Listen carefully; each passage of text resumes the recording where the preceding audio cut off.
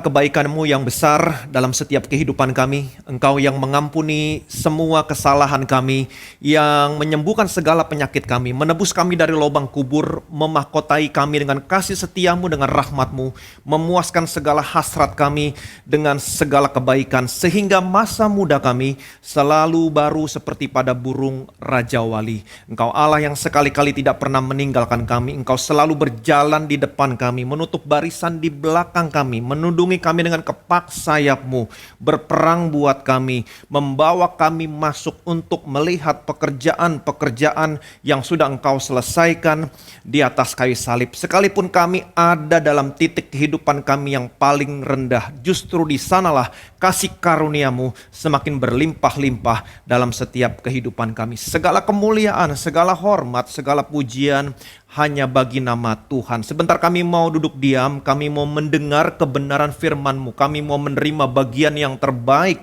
yang tidak akan pernah diambil daripada kami. Nafasnya Allah yang memberikan kehidupan, kesembuhan kepada seluruh tubuh kami. Kami semua yang mendengar firman-Mu hari ini, kami diubahkan, kami dikuatkan. Dalam nama Tuhan Yesus kami berdoa. Semua yang percaya, yang diberkati, yang disayang sama Tuhan, sama-sama kita katakan amin, amin, amin. Puji Tuhan, ada shalom. Selamat hari Minggu yang diberkati. Seperti biasa dimanapun saudara berada, katakan bersama-sama saya orang yang paling disayang sama Tuhan. Amin. Saya berdoa dimanapun saudara berada hari ini, saudara baik-baik, sehat-sehat dalam segala sesuatu. Sama seperti jiwa saudara, jiwa saya baik saja. Saya mau saudara selalu mengerti bahwa hidup saudara, hidup saya sebagai orang percaya adalah hidup bukan karena melihat, tetapi karena percaya. Tentunya percaya sesuatu yang benar. Ada begitu banyak orang Kristen yang hidupnya menderita, bukan karena pekerjaan Tuhan Yesus di atas kayu salib belum selesai. No. Pekerjaan Tuhan Yesus di atas kayu salib sudah selesai. Dia sudah berkata, it is finish. Tetapi banyak orang Kristen yang hidupnya menderita karena mereka percaya sesuatu yang salah.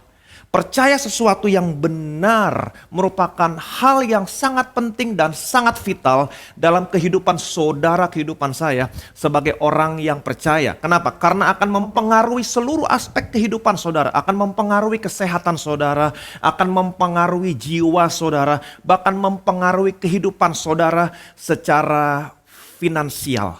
Amin. Alkitab mengatakan bahwa Injil, kabar baik, bukan berbicara tentang perbuatan yang benar. Saya tidak menentang perbuatan yang benar. Saya setuju. Amin. Saudara harus berbuat benar. Berbuat benar itu penting. Berbuat benar itu harus. Tetapi saya mau saudara mengerti, perbuatan baik, perbuatan benar adalah buah dari hasil percaya sesuatu yang benar. Amin.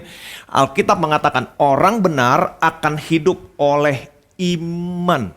Sekali lagi saya ulangi, orang benar akan hidup oleh iman. Ayat ini yang membuat Martin Luther melakukan reformasi.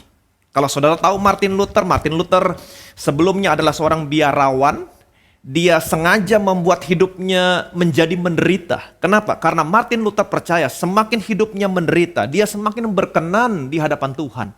Tetapi satu hari Martin Luther dia membaca perjanjian baru dan ayat yang dibaca adalah orang benar akan hidup oleh iman.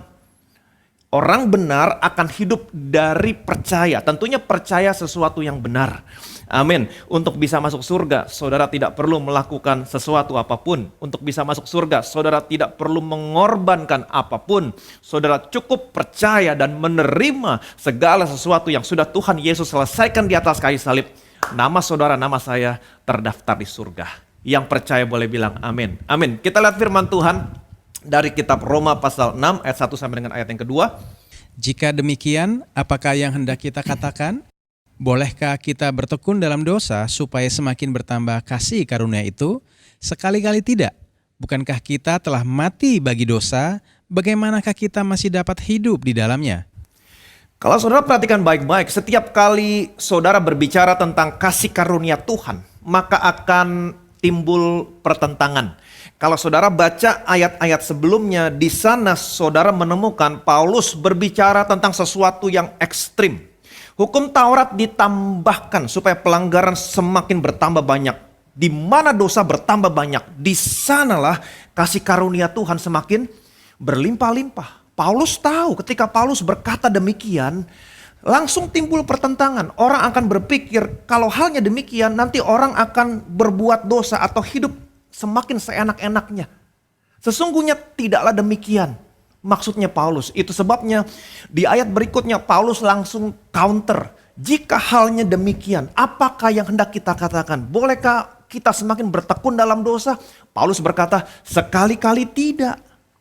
Dengan kata lain, waktu Paulus berkata demikian, bukan maksudnya Paulus untuk memberi semangat kepada orang berbuat dosa supaya semakin banyak kasih karunia. Bukan itu maksudnya, ayo bikin dosa supaya kasih karunia semakin bertambah banyak. No, bukan itu maksudnya, itu bodoh. Paulus tidak pernah berkata demikian. Saya juga tidak pernah berkata demikian. Jadi bukan itu maksudnya Paulus. Sama seperti halnya, misalnya kalau ada tulang saudara yang patah. Apabila tulang yang patah sembuh dengan sempurna, maka tulang yang sembuh ini akan menjadi tulang yang lebih kuat daripada tulang sebelumnya. Kemudian saudara berpikir, oh kalau halnya demikian, ayo kita patahin tulang kita semua supaya kita bisa punya tulang yang lebih kuat dari sebelumnya. Ini bodoh. Bukan itu maksudnya. Maksudnya adalah kalau sampai ada tulang saudara yang patah, percayakan sama Tuhan, saudara akan memiliki tulang yang lebih kuat daripada sebelumnya. Jadi ada begitu banyak orang yang memutarbalikkan perkataan Paulus. Ada begitu banyak orang yang menyerang perkataan Paulus. Sesungguhnya bukan itu maksudnya Paulus. Tetapi saya mau kasih tahu sama saudara, kebenaran tetap tinggal kebenaran. Di mana dosa bertambah banyak, di sanalah kasih karunia Tuhan semakin berlimpah-limpah. Yang percaya boleh bilang amin. Ada begitu banyak orang yang berkata sama saya, Pak, perhatikan generasi sekarang begitu mengerikan. Kalau kita perhatikan apa yang generasi sekarang lakukan, Pak, begitu mengerikan. Dulu, Pak, ya, zaman kita tidak ada internet. Tapi zaman sekarang ada internet, mereka bisa melihat yang macam-macam, mengerikan. Betul apa yang saudara katakan, generasi sekarang mengerikan. Tetapi tergantung apa yang saudara percaya. Kalau saudara percaya sesuatu yang benar, saudara akan rest. Waktu saya melihat generasi ini, betul generasi ini mengerikan. Tapi karena saya percaya sesuatu yang benar, di mana dosa bertambah banyak, di sana kasih karunia berlimpah-limpah. Waktu saya melihat generasi ini, dan apa yang mereka lakukan, saya rest. Kenapa? Saudara boleh berkata, generasi ini mengerikan. Tapi saya percaya, sekalipun generasi ini semakin mengerikan, saya percaya kasih karunia Tuhan semakin berlimpah buat mereka. Yang percaya boleh bilang amin. Amin. Kebanyakan orang Kristen ketika mereka berbuat dosa atau berbuat sesuatu yang salah, mereka masih terikat dengan apa yang mereka lakukan di masa lalu.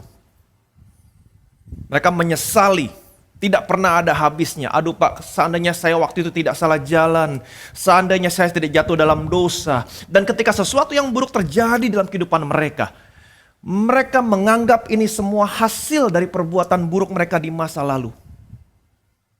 Ini yang terjadi sama kebanyakan orang Kristen. Beginilah caranya orang dunia, bahkan banyak orang Kristen memandang dosa. Saudara tahu bagaimana caranya Allah memandang dosa? Allah benci dengan dosa. Kenapa? Karena Allah adalah Allah yang kudus. Tetapi saudara juga harus ingat, Allah adalah kasih.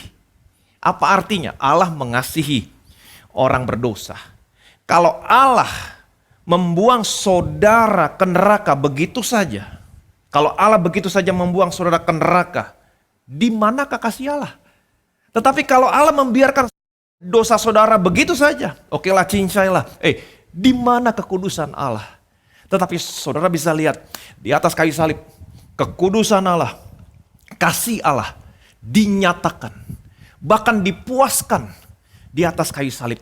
Kasih Allah, kekudusan Allah bertemu dan kedua-duanya dipuaskan.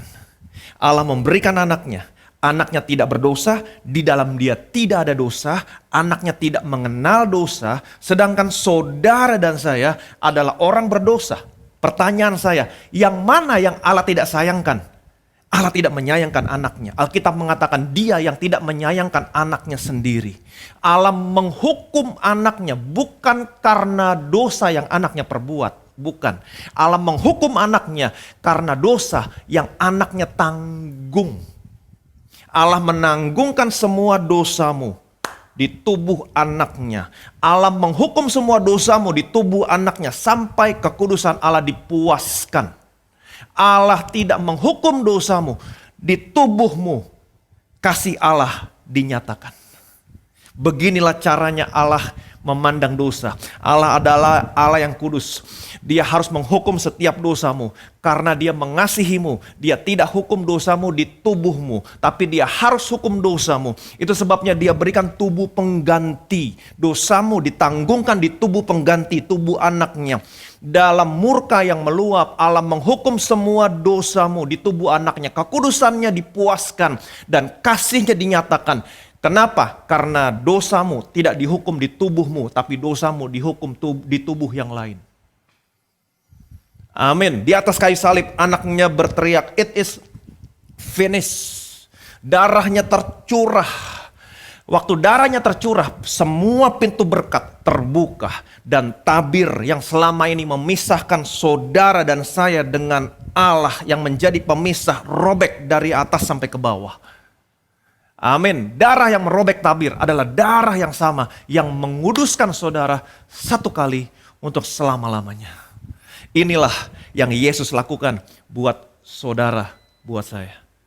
Yang percaya boleh bilang amin. Ini dasar yang benar. Sehingga hari ini kasih karunia berlimpah-limpah datang dalam setiap kehidupan saudara, dalam setiap kehidupan saya.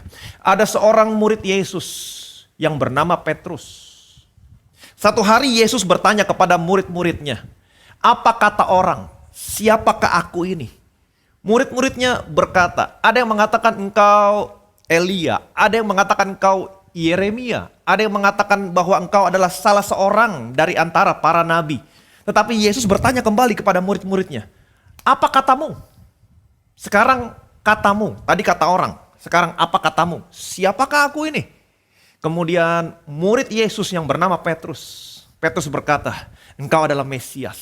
Yesus berkata kepada Petrus, "Diberkatilah engkau Simon Petrus, karena bukan manusia yang menyatakan itu kepadamu, tapi Bapamu di surga yang menyatakan itu kepadamu." Semalam sebelum Yesus diserahkan, Yesus kembali berkata kepada murid-muridnya, "Malam hari ini kamu semua imanmu akan tergoncang."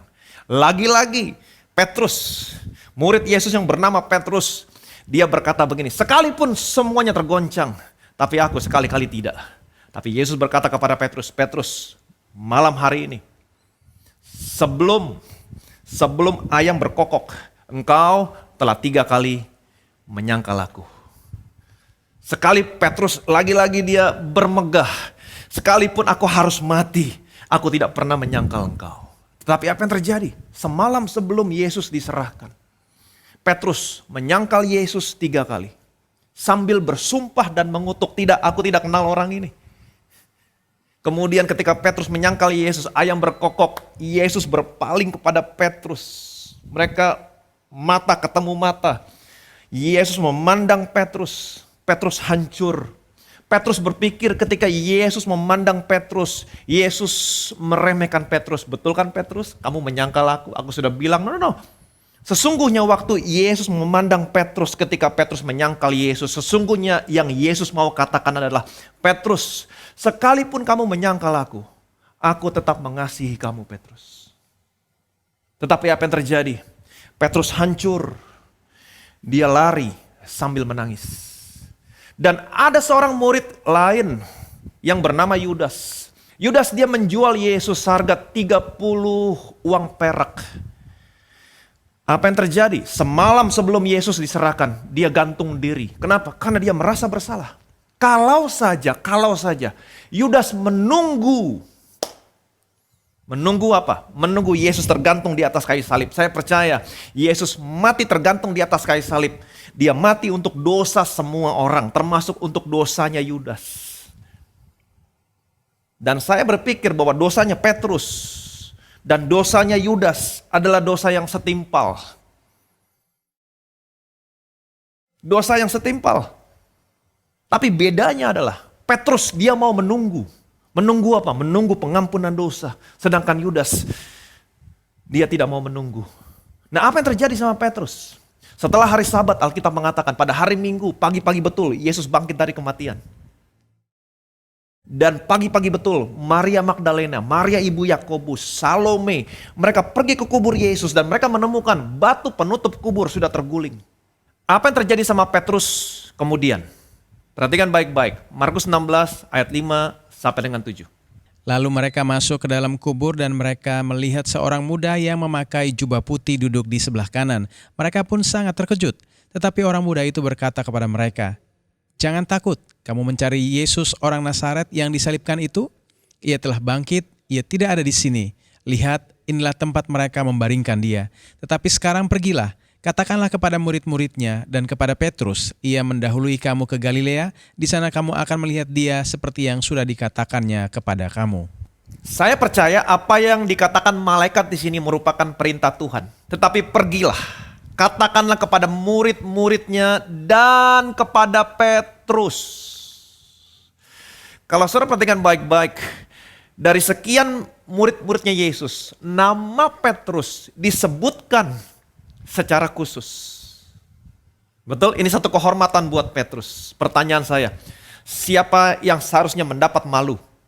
Petrus. Siapa yang seharusnya tidak bisa diampuni lagi? Petrus. Siapa yang seharusnya tidak bisa dipulihkan lagi? Petrus. Tetapi justru di sini Petrus mendapat kehormatan dari sekian murid-muridnya Yesus. Nama Petrus disebutkan secara khusus. Kenapa? Di mana dosa bertambah banyak, di sana kasih karunia Tuhan semakin berlimpah-limpah. Yang percaya boleh bilang amin. Alkitab kembali menceritakan seminggu kemudian Yesus menampakkan diri kembali kepada murid-muridnya di pantai Genesaret. Semalam-malaman murid-muridnya menangkap ikan tapi tidak mendapat seekor pun. Kemudian Yesus berkata kepada murid-muridnya, "Hai anak-anak, adakah lauk pauk?" Tidak ada. Kemudian Tuhan berkata, "Lemparkan jalamu ke sebelah kanan." Mereka melemparkan jalannya ke sebelah kanan. Dan mereka menangkap begitu banyak ikan, 153 ekor ikan. Sekalipun banyaknya ikan, tapi jalannya tidak koyak. Mereka menghela jala ke darat. Setelah mereka tiba di darat, mereka melihat ada api, ada arang. Kemudian Tuhan berkata, "Bawalah beberapa ikan yang kamu tangkap." Yesus bikin sarapan untuk murid-muridnya. Kemudian Yesus berkata kepada Petrus, "Simon anak Yohanes, apakah engkau mengasihi aku?" "Benar Tuhan, engkau tahu aku mengasihi engkau." Kemudian Tuhan berkata, "Gembalakanlah domba-dombaku." Tuhan berkata 3 kali tentang hal ini. Gembalakanlah domba-dombaku. Saudara bisa melihat kembali, Simon, dia mendapatkan hak istimewa untuk menggembalakan domba-dombanya Tuhan. Mungkin banyak orang berkata, "Pak, Simon Petrus seharusnya orang yang tidak bisa dipercaya." Betul, Simon adalah orang yang tidak bisa dipercaya sesungguhnya. Tapi saudara bisa melihat justru Simon mendapat kehormatan untuk menggembalakan domba-dombanya Tuhan. Kenapa? Di mana dosa bertambah banyak, di sanalah kasih karunia Tuhan semakin berlimpah-limpah. Yang percaya boleh bilang amin. Amin. Kisah Rasul pasal 2 ayat 38 sampai 41.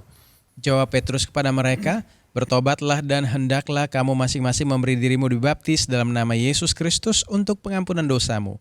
Maka kamu akan menerima karunia Roh Kudus.